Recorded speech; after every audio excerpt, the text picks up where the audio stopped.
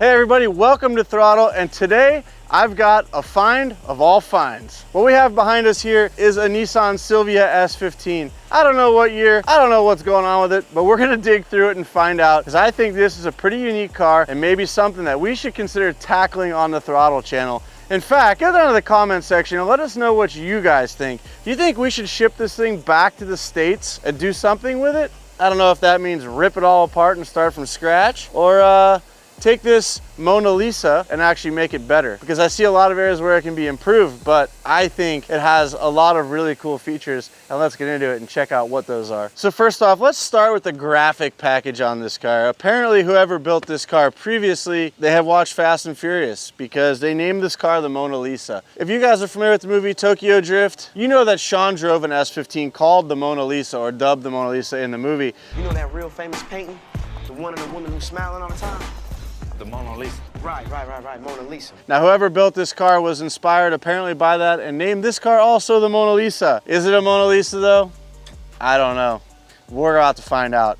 So, first thing we notice, massive wide body kit, right? This is like a really track focused style wide body kit. Just canards all over the place, a lot of flat areas to create downforce, but is it actually functional? Everything seems to be fastened to the car really well and stable. A lot of times when you see cars like this, they're just kind of hobbled together and things are not bolted down properly. This car clearly has been put together nicely, and you can see, the gaps aren't perfect. However, somebody did spend the time to get everything fitted nicely. There's no major issues. I do like this massive wide area next to the taillight that allows you to know that this is how much wider this car's been made to be versus the stock, which would have been right here next to the taillight. Pretty cool. Also, with all this aftermarket stuff going on, they retained a stock spoiler. You know, at Throttle we love wings on wings, so it's neat to see this little ducktail with the giant GT wing that's chassis mounted above it. A lot of times they cut the holes in the bumper so small that you can't tell if these wings are actually chassis mounted or not. This one isn't exactly very stable left to right, but I will tell you that I can see through to the chassis here, and it is welded to the actual frame of the car. So it is a stable wing, it just needs some bracing running across left to right to really get it stabilized. Again, just a finishing touch that we can do at our shop very easily and make this a really functional spoiler for this car. I see it has a titanium exhaust under the back. Yep, titanium, all right. Looks pretty cool too with the turn down tip. I like that look. It has a big set of work wheels on it.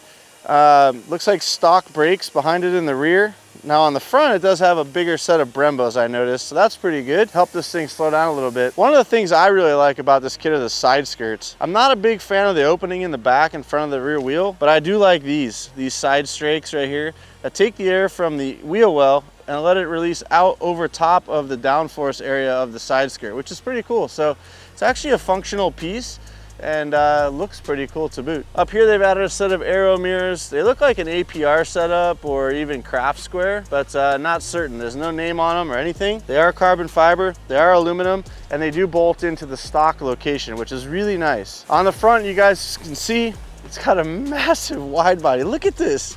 Look how wide these fenders are. And it sure does sound steel, doesn't it? No way, this is metal. Nope, definitely FRP, but man, it really has a metal sound to it, doesn't it? And then you got the front bumper. Again, a lot of flat surface areas for downforce. This looks like it's hit the ground a few times, so it's not as stable as the side skirts and the rear bumper. That's an easy fix. Really just fortify some of the mounting areas on it and get it bolted down properly. Looks like they upgraded the headlights to an aftermarket set of headlights with some LED running lights in there, which is pretty cool. Nice and clear lenses, almost like brand new. And then you've got this awesome 1x1 twill carbon fiber. This looks like it might be a C West hood. I'm not 100% certain, but I know C West did make this sort of venting on a lot of their hoods back in the early 2000s. So it does look like it may be a C West branded product, which their stuff is always really nice and desirable in my opinion. Whenever we can use C West, we do at Throttle. So now that we've taken a look around the outside, it's pretty crazy. But let's look at the inside, because I have a feeling it might be just as crazy. Yep, I was right. So we've got a set of Sparcos in here, and for some reason they've got head restraints on both sides. Is that necessary in this car? Nope, probably not ever actually. Usually you run a head restraint for the driver's side only. Apparently whoever was racing this car had a passenger as well when they were racing, so pretty unique. In the back, I noticed there's a rear seat delete kit, so no rear seats, no room for 2 more passengers, which honestly, with these chairs, there's no way anybody's getting back there anyhow. Yeah, I see we've got a bolt-in roll cage, so this is a full cage. This has an X brace in the back, full cutouts up here in the front, so these go around the dash. You don't have to put holes in the dash, which is nice, because if you want to pull this cage out at any point in the life of the car or your ownership, you don't have to worry about trying to find a new dash to fill the holes. So that's pretty nice. You're just filling holes in the chassis, unfortunately, but not the end of the world. I think if this were our car, I'd probably pull these chairs out and put something in a little more appropriate, because it's really hard to get in and out of this car. I'd probably also pull the roll cage out too, just because these are really obtrusive. I'd probably just do a cage from the main hoop back, make it a little more streetable and easy to get in and out of. I would also replace the steering wheel. I do like the fact that the interior is mostly intact. Pretty much everything that you want to see in an S15 is here, and they have added a bunch of extra stuff like ETC reader, turbo timer. There's some other electronics bebop around here, DEFI controller. So that leads me to believe that there were some more. Oh, we have a trio of DEFI gauges here blocking up the air conditioning vents, which is a really common mod on S15s. A lot of race car guys do this. So this is really like a nod to a race car, a street car for the road essentially. I think it's really cool. It's got a lot of flavor, and I definitely think it's an awesome project car for someone that has, you know, has a really reliable daily, maybe has another project car that they work on, and this is just something that you would have to get into the shop and tinker with and actually like make it yours. But man, does it have presence. All right, pop the hood. Pop the hood. Well, the doors close really nice. Let's see what we got under here. A lot of water. Hey, we've got an Nismo strut tower bar, HPI power brace, SR20 DET, cold air intake. Looks like some aftermarket piping. Looks like a stock turbo from what I can see. So really this car is more about exterior aesthetics and the interior stuff. Oh, let's check this hood out. It does appear to be authentic C West, solid. I mean, the hood alone is a few grand, which is really nice. The construction is really nice. We've got carbon underneath.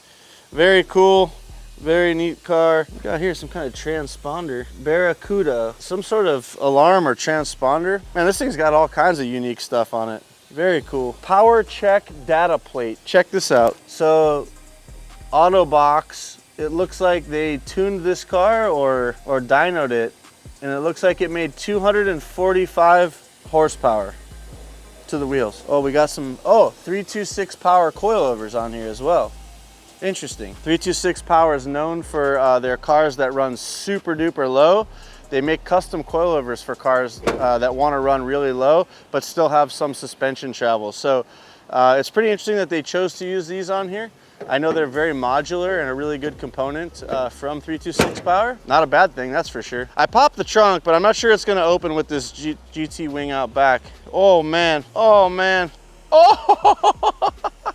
Does it? Yeah, it's really... Wow. That is scary. That's the most scared I've been all day. I feel like that's something you would do if you had a chassis mount. Yes. You would make sure Yes. the trunk opens. 100%. And so I see here the stock mirrors are actually coming with the car. They're already painted orange, so they were on here at some point. It looks as though these were Craft Square mirrors on the car, which is a really good brand. And because the box is Craft Square on it. I don't know if you guys can see it, but yeah, right here. Craft Square, S15, so that's good. I guessed right, they are Craft Square. But if you don't like those, you can put the stock ones back on. It looks like they, holy cow, this is the chassis mount beam they put in. So that's what the wing is mounted to. You can see where it comes straight through the chassis right here, and they have a beam welded across. So this is fully functional, this wing. It just needs a little bit of stability left to right. I'm gonna duck in here because I see something else that I find really interesting. There's a lot of extra parts with this car. These are the factory arms. It feels like the lower control arms. And then I see this. This is a really cool part. So this is a headlight replacement piece with an air duct for the cold air intake. So if you go to the track, you bolt this in and you've got cold air passing through the headlight area right to your cold air intake. So Pretty cool part to get for free when you buy a car as a bonus. I also see a Nismo strut bar back here, which I'm pretty sure this is the rear upper strut bar. It's been removed for some reason. I do notice that the trunk is missing the floor plate in here as well, but that's because this chassis mount bar that they created is in the way. So can't really put that back in, but in a car like this, is it really necessary? I don't think so. And the wing doubles as a picnic table, which is pretty cool. Not bad. I like this thing. I think we should consider buying it. What do you guys think? Nate, what do you think? What would we do with it? I don't know what to do with it. Honestly, I think we'd put it on the lift and take it all apart. You know, not start over, but actually just disassemble it just to understand what's going on with it, and then rebuild the whole car essentially. Maybe change the color when it's apart. I don't know. So the real Mona Lisa was blue. This is blue. orange. It was blue orange with a silver stripe. Yeah. So this is not the Mona Lisa. They just happen to name this car that as well. It does have presence. I'll say, like, standing here and seeing how wide this car is absolutely insane. It's very much reminiscent of a GT car or something like that you would see at Suzuka or Fuji or Scuba, something like that. I definitely feel like whoever built this car definitely put a lot of time and effort and hard-earned money into it, and they just were finished with it, so it was on to the next project.